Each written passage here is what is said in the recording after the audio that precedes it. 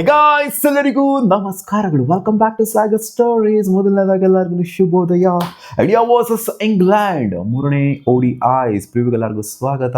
T20 series ಕೈವಶ ಮಾಡಿಕೊಂಡು whitewash ಮಾಡಿಕೊಂಡು ODI ಸೀರೀಸ್ ಲಾಸ್ಟ್ ಮ್ಯಾಚಿಗೆ ಬಂದ್ಬಿಟ್ಟು ಕೂತ್ಕೊಂಡಿದೆ. ಸಿಕ್ಕಾಪಟ್ಟೆ ಕ್ಯೂರಿಯಾಸಿಟಿ ಹೊತ್ಕೊಂಡು ಉರಿತಾ ಇದೆ ಇವತ್ತು. ಯಾರು ಗೆಲ್ತಾರೆ ಅಂತ. ಏನಾಗುತ್ತೆ ಇವತ್ತು?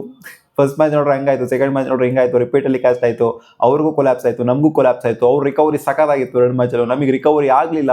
ಸೊ ಇವತ್ತಿನ ಮ್ಯಾಚಲ್ಲಿ ಏನಾಗುತ್ತೆ? ಇವತ್ತು ಕೂಡ ಅವ್ನು ಕೊಲ್ಯಾಪ್ಸ್ ನೋಡ್ಬೋದಾ? ಯಾವ ಸೈಡ್ ಆಗುತ್ತೆ ಕೊಲ್ಯಾಪ್ಸು? ಅದು ಇಂಗ್ಲೆಂಡ್ ಕಡೆ ಆಗುತ್ತಾ, ಇಂಡಿಯಾ ಕಡೆ ಆಗುತ್ತಾ? ಗೊತ್ತಿಲ್ಲ. ಇವತ್ತು ಆಗ್ತಿರೋಂಥದ್ದು ಐಕಾನಿಕ್ ಲಾರ್ಡ್ ಸ್ಟೇಡಿಯಂ ಕ್ರಿಕೆಟ್ನ ಕಾಶಿಲ್ ಆಗ್ತಾ ಇರುವಂಥ ಮ್ಯಾಚ್. ನೋಡಿ, ಎಂಥ ಒಂದು ಮ್ಯಾಚ್ನ ವಿಟ್ನೆಸ್ ಮಾಡಬೇಕಾಗಿದೆ. ರೋಹಿತ್ ಶರ್ಮಾ ಅವ್ರ ಮೇಲೆ ಸಿಕ್ಕಾಪಟ್ಟೆ ಕಂಡಿರುತ್ತೆ ಇವತ್ತು. ಯಾಕಂದ್ರೆ ಸಿಕ್ಕಾಪಟ್ಟೆ ಸ್ಪೆಕ್ಯುಲೇಷನ್, ಸಿಕ್ಕಾಪಟ್ಟೆ ರೂಮರ್ಸ್ಗಳು, ಹಂಗೆ ಅವ್ರ ಅಪ್ಪ ಅಮ್ಮ ಬರ್ತಾರಂತೆ, ಹಿಂಗೆ ಬರ್ತಾರೆ ಲಾಸ್ಟ್ ಮ್ಯಾಚ್ ನೋಡೋದಕ್ಕೆ. ಅದು ಅಂತ ಎಲ್ಲ ಸಿಕ್ಕಾಪಟ್ಟೆ ರೂಮರ್ಸ್ಗಳು ಸ್ಪ್ರೆಡ್ ಆಗೋಗ್ಬಿಟ್ಟಿತ್ತು. All eyes on Rohit Sharma. ಇವತ್ತು ರೋಹಿತ್ ಶರ್ಮಾ ಅವರ ಬ್ಯಾಟಿನ ಒಳ್ಳೆ ರನ್ಸ್ಗಳು ಬಂತು ಅಂದರೆ, ಒಂದು ಫ್ಲೋ ಬಂತು ಅಂದರೆ ನೋಡೋದಕ್ಕೂ ಕೂಡ ಚೆನ್ನಾಗಿರುತ್ತೆ. ಮತ್ತೇನಾದ್ರು ಬೇಗ ಔಟ್ ಆಗೋಗ್ಬಿಡ್ತು ಅಂತಂದರೆ ಅವಾಗ ಈ ಸ್ಪೆಕ್ಯುಲೇಷನ್ಸ್ ಅದು ಇದೆಲ್ಲ ಸ್ಪ್ರೆಡ್ ಆಗ್ತಿಲ್ಲ. ಇನ್ನೊಂದು ಸ್ವಲ್ಪ ವಿಪರೀತವಾಗಿ ಮೇಲ್ಗಡೆ ನೆಕ್ಸ್ಟ್ ಲೆವೆಲ್ ಹೋಗುತ್ತೆ. ರೋಹಿತ್ ಶರ್ಮಾ ಫೇಲ್ ಅಂತ ನಾನು ಎಕ್ಸ್ಪೆಕ್ಟ್ ಮಾಡಿದ್ದೀನಿ. ಇವತ್ತು ವಿರಾಟ್ ಕೊಹ್ಲಿಗಿಂತ ರೋಹಿತ್ ಶರ್ಮಾ ಅವರ ಬ್ಯಾಟಿಂಗ್ ಇವತ್ತು ರನ್ಸ್ ಬರಬೇಕು ಅಂತ ನಾನು ಎಕ್ಸ್ಪೆಕ್ಟ್ ಮಾಡಿದ್ದೀನಿ. ಒಂದು ಸೆಂಚುರಿ ಬರಬೇಕು ರೋಹಿತ್ ಶರ್ಮಾ ಅವರ ಬ್ಯಾಟಿಂಗ್. ಎಲ್ಲರಿಗೂ ಉತ್ತರ ಕೊಡಬೇಕು, ನಾನೇನಕ್ಕೆ ಇರಬೇಕು ODI ವರ್ಲ್ಡ್ ಕಪ್ 2027 ಅಂತ.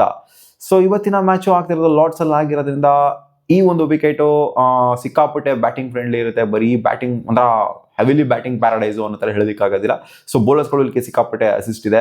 ಫಾಸ್ಟ್ ಬೌಲರ್ಸ್ಗಳು ಇಲ್ಲಿ ಮೆಜಾರಿಟಿ ವಿಕೆಟ್ಸ್ಗಳನ್ನ ಎತ್ತಿದ್ದಾರೆ. And initially seaming and swinging conditions ಲಾರ್ಡ್ಸಲ್ಲಿ ಅಂತೂ ಇದ್ದೇ ಇರುತ್ತೆ. ಆ ಒಂದು ಸ್ಲೋಪಿ ಆ ಒಂದು ಫೀಲ್ಡ್ ಇರೋದ್ರಿಂದ ಸೊ ರನ್ ಫ್ಲೋನ ನೋಡ್ಬೋದು. ಕೆಳಗಡೆ ಆಡ್ಬಿಟ್ಟು ಚೆನ್ನಾಗಿ ಆಡೋರು ಏನಾರು ಇತ್ತು ಅಂದರೆ ಸ್ವಲ್ಪ ಟೈಮ್ ತೊಗೊಂಡು ಆಡೋವಂಥವ್ರೆಲ್ಲ ಇತ್ತು ಅಂದರೆ someone like Shubman Gill, Joe Root, so ಈ ಥರ ವಿರಾಟ್ ಕೊಹ್ಲಿ, ಸೊ ಈ ಥರ ಪ್ಲೇಯರ್ಗಳಿಗೆ ಒಳ್ಳೆ ಸ್ಕೋರಿಂಗ್ ಆಗ್ಬೋದು ಅಂತ ಅನ್ಕೊಂಡಿದ್ದೀನಿ. ನಿಧಾನಕ್ಕೆ ಆಡುವಂಥ ಪ್ಲೇಯರ್, ನೋಡ್ಕೊಂಡು ಆಡುವಂಥ ಪ್ಲೇಯರ್ಸ್ಗಳಿಗೆ ಒಳ್ಳೆ ಸ್ಕೋರಿಂಗ್ ಆಗಬಹುದು ಅಂತ. ಆ್ಯಂಡ್ ಇಂಗ್ಲಿಷ್ ಪ್ಲೇಯರ್ಸ್ಗಳಿಗೆ ಏನಿಲ್ಲ ಹೊಸ್ತೇನಲ್ಲ, ಆಡಿದರೆ ಸಿಕ್ಕಾಪಟ್ಟೆ. ಆ್ಯಂಡ್ ಇಂಡಿಯಾಗೂ ಏನು ಹೊಸ್ತೇನಲ್ಲ. ಇಂಡಿಯಾ ಕೂಡ ಇಲ್ಲಿ 8 ODI ಮ್ಯಾಚ್ ಆಡಿದೆ. 8 ODI ಮ್ಯಾಚಲ್ಲಿ 4 ಮ್ಯಾಚ್ನ ಇಂಡಿಯಾ ಗೆದ್ದಿದೆ ಆ್ಯಂಡ್ 4 ಮ್ಯಾಚ್ನ ಇಂಡಿಯಾ ಸೋತಿದೆ. ಸೊ 50-50 ಸ್ಟ್ಯಾಟ್ಸ್ ಇದೆ ಇಂಡಿಯಾಗೆ 8 ODI ಮ್ಯಾಚಲ್ಲಿ. ಸೊ 69 ಟೋಟಲ್ ಆಗಿ ಓವರ್ ಆಗಿ ODI ಮ್ಯಾಚಲ್ಲಿ ಆಗಿರೋದು ಲಾರ್ಡ್ ಸ್ಟೇಡಿಯಂ. 32 ಮ್ಯಾಚ್ನ ಗೆದ್ದಿರೋದು ಬ್ಯಾಟಿಂಗ್ ಫಸ್ಟ್ ಆಡಿರೋದು, 33 ಮ್ಯಾಚ್ನ ಗೆದ್ದಿರೋದು ಬ್ಯಾಟಿಂಗ್ ಸೆಕೆಂಡ್ ಆಡಿರೋರು. ಸೊ ಬ್ಯಾಟಿಂಗ್ ಫಸ್ಟ್ ಆಡಿದವರು ಗೆದ್ದಿದ್ದಾರೆ ಆ್ಯಂಡ್ ಬ್ಯಾಟಿಂಗ್ ಸೆಕೆಂಡ್ ಆಡಿದ್ರು ಕೂಡ almost equal number of times, 50-50% ಇಲ್ಲಿ ಸ್ಟ್ಯಾಟ್ಸ್ ಇದೆ. ಆ್ಯಂಡ್ 4 ಮ್ಯಾಚಲ್ಲಿ 100 ರಿಸಲ್ಟ್ ಕೂಡ ಆಗಿದೆ. ಸೊ ಆದ್ದರಿಂದ ಇಲ್ಲಿ ಟಾಸ್ ಗೆದ್ದವ್ರು ಬ್ಯಾಟಿಂಗ್ ಬೇಕಾದ್ರೂ ಆಯ್ಕೆ ಮಾಡ್ಕೋಬೋದು, ಬೌಲಿಂಗ್ ಬೇಕಾದ್ರೆ ಆಯ್ಕೆ ಮಾಡ್ಕೋಬೋದು. ನಾರ್ಮೇನು ಅಂತಂದರೆ ಬೌಲಿಂಗ್ ಆಯ್ಕೆ ಮಾಡ್ಕೋಬೋದು. ಬಟ್ ಇಂಗ್ಲೀಷ್ ಮೆನ್ಸ್ ಇವತ್ತೇನಾದ್ರು ಟಾಸ್ ಗೆಲ್ತಂದ್ರೆ ಬ್ಯಾಟಿಂಗ್ ಆಯ್ಕೆ ಮಾಡ್ಕೊಬೋದಾ ಅನ್ನೋ ಥರ ನನಗೆ ಒಂದು ಸ್ವಲ್ಪ ಡೌಟ್ ಓಡ್ತಾ ಇದೆ. ಇಂಡಿಯಾ ಟಾಸ್ ಗೆಲ್ತಂದ್ರೆ ಬೌಲಿಂಗ್ ಹೋಗ್ತಾರೆ ಅಂತ ಕಾಣಿಸುತ್ತೆ. ಸೊ 238 ಆಲ್ಮೋಸ್ಟ್ ಕ್ಲೋಸ್ ಟು 240 ಇದೆ average first inning score. So ನಾವು ಈ ಮ್ಯಾಚನ್ನು ಕೂಡ ಅಂತ 300 ಕ್ರಾಕ್ ಆಗೋಗ್ಬಿಡುತ್ತೆ, 320, 340, ಸೊ ಈ ರೇಂಜ್ಗೆಲ್ಲ ಹೋಗುತ್ತೆ ಅಂತ ಅನ್ಕೊಳ್ಳೋದಕ್ಕೆ ಆಗೋದಿಲ್ಲ. ಯಾಕಂದರೆ ಇಲ್ಲಿ ಹೈಯೆಸ್ಟ್ ಸ್ಕೋರ್ ರೆಕಾರ್ಡ್ ಆಗಿರೋದೆ 334, 69 ಮ್ಯಾಚಲ್ಲಿ 334 ಅಂತಂದರೆ ಸಿಕ್ಕಾಪಟ್ಟೆ ಕಷ್ಟ ಇರುತ್ತೆ ವಿಕೆಟ್ ಒಂಥರ ಬ್ಯಾಟಿಂಗ್ ಆಡೋದಕ್ಕೆ. ಲಾರ್ಡ್ ಸ್ಟೇಡಿಯಮಲ್ಲಿ ಅಷ್ಟು ಈಸಿ ಅಲ್ಲ ರನ್ಸ್ನ ಸ್ಕೋರ್ ಮಾಡೋದು. ಸೆಂಚುರಿ ಹೊಡೆದ್ರು ಅಂತ ಅಂದರೆ ಲಾರ್ಡ್ ಸ್ಟೇಡಿಯಮಲ್ಲಿ ಅದೊಂಥರ ಇತಿಹಾಸ ಬರ್ದಂಗೆ ಲೆಕ್ಕ. ಸೊ 1975 ಆಗಿರೋದು 334. ಸೊ 107 ಇಲ್ಲಿ ಲೋಯೆಸ್ಟ್ ಸ್ಕೋರ್ ರೆಕಾರ್ಡ್ ಆಗಿರೋದು. ಇಲ್ಲಿ ನಾರ್ಮ್ ಏನು ಅಂತಂದರೆ 300 ಒಳಗೆ, 250 ಮೇಲೆ. ಸೊ ಜಾಸ್ತಿ ಸ್ಕೋರು ಇಲ್ಲಿ ರೆಕಾರ್ಡ್ ಆಗಿದೆ. ಸೊ ಆಬ್ವಿಯಸ್ಲಿ 2 ಮ್ಯಾಚು ಕೂಡ ನೋಡ್ಕೊಂಡು ಬಂದಿದ್ದೀವಿ ಅದೇ ಥರ ಸ್ಕೋರು. ಯಾಕಂದರೆ ಈ 300 ಕೊಡೋಕೆ ಆಗಿಲ್ಲ 2 ಮ್ಯಾಚಲ್ಲಿ ಕೂಡ. ಎಜ್ ಬ್ಯಾಟ್ಸ್ನಲ್ಲೂ ಆಗಲಿಲ್ಲ, ಲಾಸ್ಟ್ ಮ್ಯಾಚಲ್ಲೂ ಕೂಡ ಆಗಿಲ್ಲ. ಸೊ ಈ ಮ್ಯಾಚು ಕೂಡ ನಾನು ಎಕ್ಸ್ಪೆಕ್ಟ್ ಮಾಡ್ತಿಲ್ಲ 300 ಕ್ರಾಸ್ ಆಗುತ್ತೆ ಅಂತ.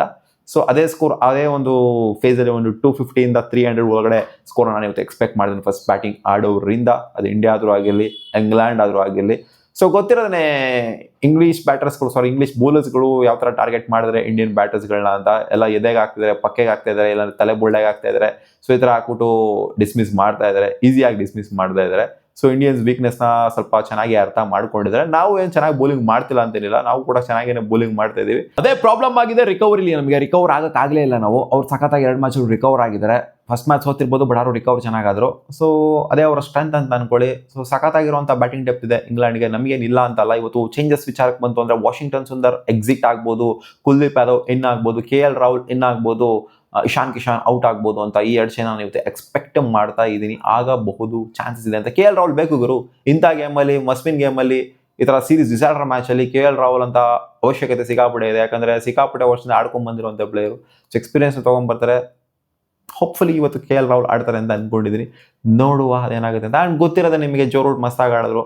ಈ ಕಡೆ ಶ್ರೇಯಸ್ ಅಯ್ಯರ್ ಕೂಡ ಸಖತ್ತಾಗಿ ಆಡ್ತಾ ಇದ್ದಾರೆ, ಕನ್ಸಿಸ್ಟೆಂಟ್ ಆಗಿ ರನ್ಸ್ನ ಉಳಿತಾ ಇದ್ದಾರೆ. ಎಕ್ಸ್ಪೆಕ್ಟೇಷನ್ ಇದ್ದಿದ್ದೇನೆ ಇಂಡಿಯಾ ಗೆಲ್ಲೇಬೇಕು ಇವತ್ತು ಅಂತ. ಬಟ್ ಇವತ್ತು ಸಿಕ್ಕಾಪಟ್ಟೆ ಕಷ್ಟ ಇರುತ್ತೆ ಇಂಡಿಯಾಗೆ ಅಂತ ನನ್ನ ಒಂದು ಗಟ್ ಫೀಲಿಂಗ್ ಬರ್ತಾ ಇದೆ. ಸೊ ಇಂಗ್ಲೆಂಡ್ ಅವರು ಮ್ಯಾಚ್ನ ಗೆದ್ದು ಕೈವಶ ಮಾಡ್ಕೋಬೋದು ಸೀರೀಸ್ ಅಂತಲೂ ಕೂಡ ಅಂತ ಅನ್ನಿಸ್ತಾ ಇದೆ. ಸೊ ನನ್ನ 2 ಪ್ರಿಡಿಕ್ಷನ್ ಕೂಡ ಉಲ್ಟಾ ಆಗಿದೆ, ಗೊತ್ತಿರೋ ಹಾಗೆ ನಿಮಗೆ. ಫಸ್ಟ್ ಮ್ಯಾಚು ಇಂಗ್ಲೆಂಡ್ ಗೆಲ್ತಾರೆ ಅಂತ ಹೇಳಿದೆ, ಇಂಡಿಯಾ ಗೆದ್ರು. ಸೆಕೆಂಡ್ ಮ್ಯಾಚು ಇಂಗ್ಲೆಂಡ್ ಗೆಲ್ತಾರೆ ಅಂತ ಹೇಳಿದೆ, ಇಂಡಿಯಾ ಗೆಲ್ತಾರೆ ಅಂತ ಹೇಳಿದೆ, ಇಂಗ್ಲೆಂಡ್ ಗೆದ್ರು. ಸೊ 2 ಮ್ಯಾಚನ್ನು ಕೂಡ ಪ್ರಿಡಿಕ್ಷನ್ ಉಲ್ಟಾ ಆಗಿದೆ. ಈ ಮ್ಯಾಚ್ ನೋಡೋಣ ಅದೇನಾಗುತ್ತೆ ಅಂತ. ಈ ಮ್ಯಾಚ್ ನನ್ನ ಪ್ರಿಡಿಕ್ಷನು ಇಂಗ್ಲೆಂಡ್ ಗೆಲ್ಲುವಂಥ ಚಾನ್ಸು ಜಾಸ್ತಿ ಇದೆ ಲಾಟ್ಸಲ್ಲಿ ಅಂತ. ಸ್ಟ್ಯಾಟ್ಸ್ ಅವ್ರ ಪರವಾಗಿದೆ ಅಂತಲ್ಲ, ಸೊ ಯಾಕೋ ಒಂದು ಹೊರಗಡೆಯಿಂದ ಫೀಲ್ ಬರ್ತಾ ಇದೆ ಇಂಗ್ಲೆಂಡ್ ಗೆಲ್ಲಬಹುದು ಅಂತ. ನೋಡೋಣ ಅದೇನಾಗುತ್ತೆ ಅಂತ. ಮತ್ತೆ ಸಿಗುವ ಮುಂದಿನ ವಿಡಿಯೋದಲ್ಲಿ. ನಿಮ್ಮ ಅನಿಸಿಕೆ ಏನು, ಇವತ್ತು ಯಾರು ಗೆಲ್ಬೋದು ಕಾಮೆಂಟ್ ಸೆಕ್ಷನ್ ಹಾಕಿ.